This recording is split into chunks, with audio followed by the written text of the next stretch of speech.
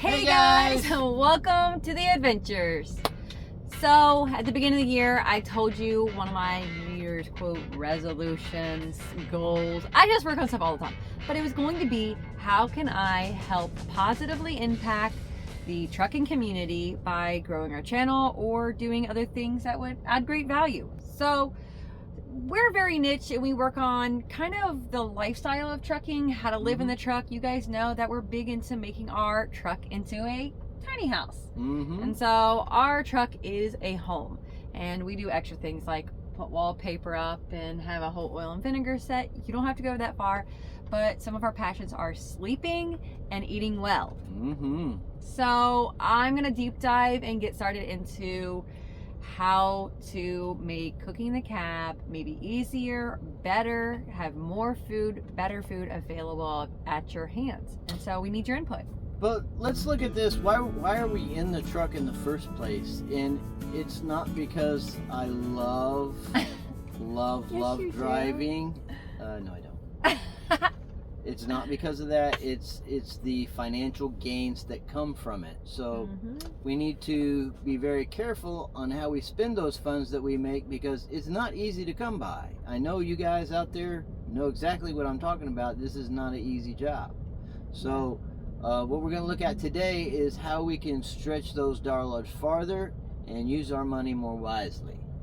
That's right. So let's explore that. We need your help, honestly.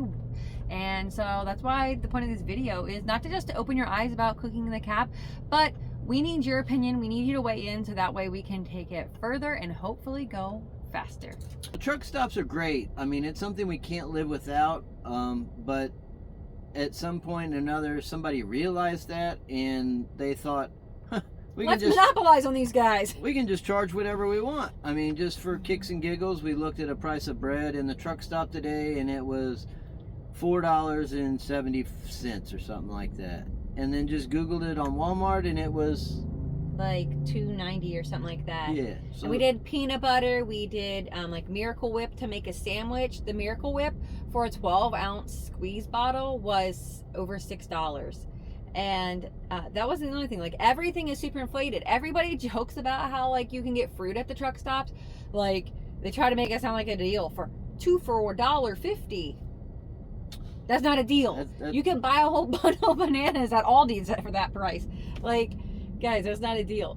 So while they're making some things available, they're doubling the price, sometimes almost tripling the price, just so that it's available and easy access for you guys, and really just monopolizing on that situation. So we started doing our homework, and we really want to know, like, are you guys cooking in the cab? Yes or no?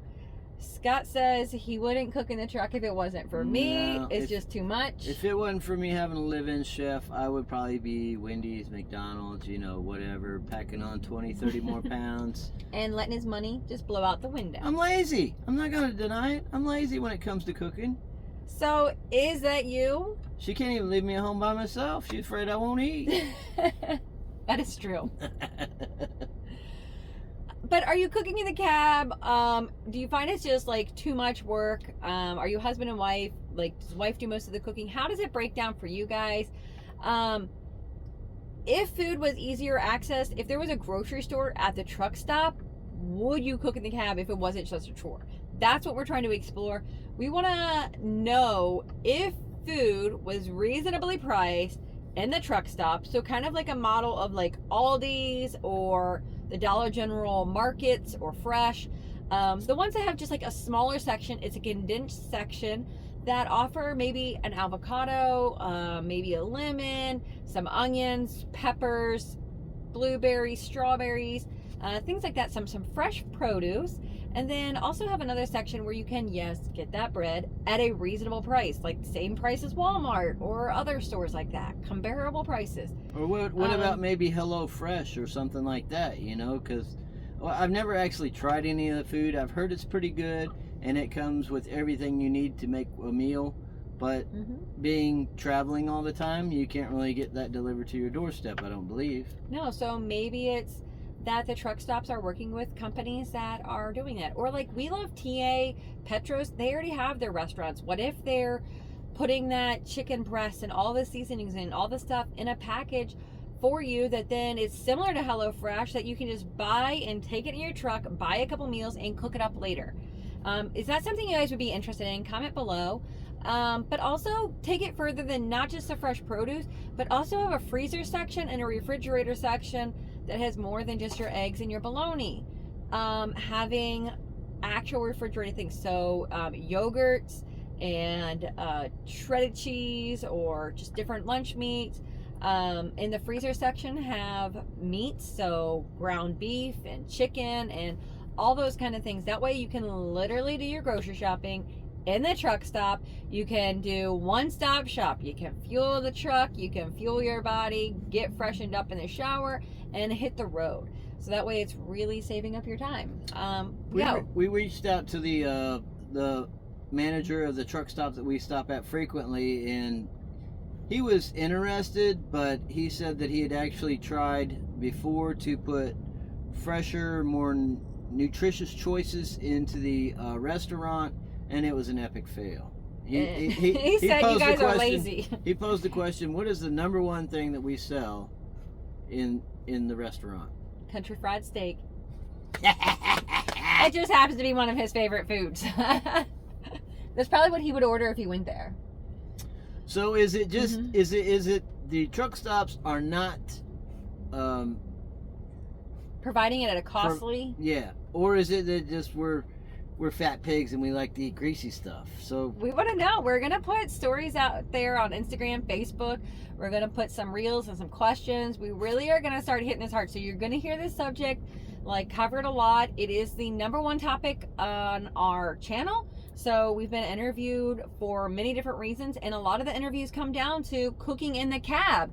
And we know that a lot of our personal followers that are husband and wife are cooking in the cab, and it interests you, but we really want to put a pulse out there in the trucking industry. We want to make a difference. And once I gather this information, I'm going to reach back out to KC on Road Dog Trucking and say, hey, let's take what I've already gathered from my personal channel and let's take it to a bigger audience on Sirius Satellite and see what those truckers are saying.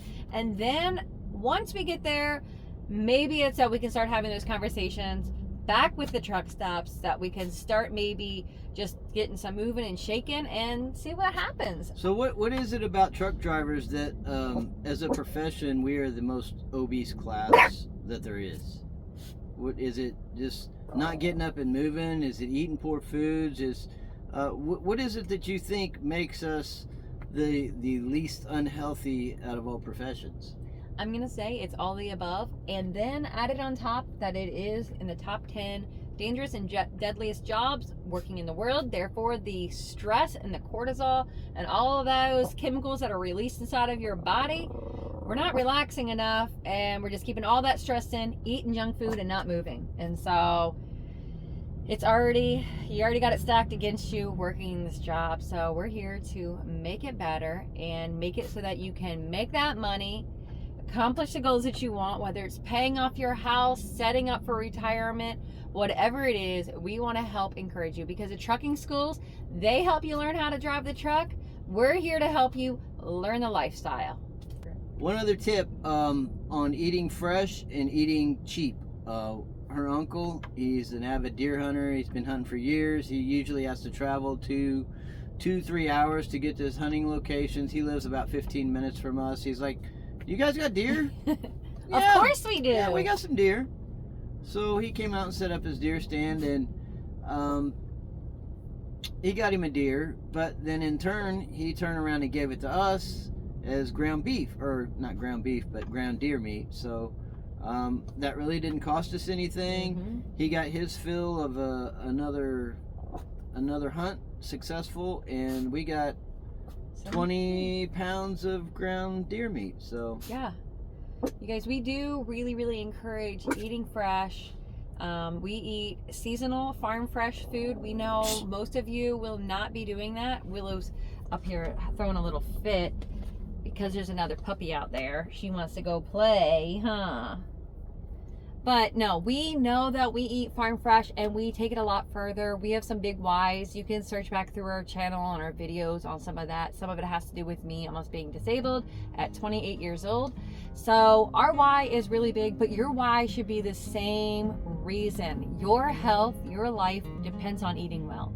Garbage in, garbage out, you guys. If you want to feel better, if you're sick and tired of feeling like crap, feeling run down, feeling exhausted, mentally fatigued, all of that stuff, you guys, start cooking in the cab. And it's also just going to save you a ton of money. On average, you guys are going to save at least $200 a week. We did research on this already. There's already a video on this. So save your money, you guys. Keep it in your pocket.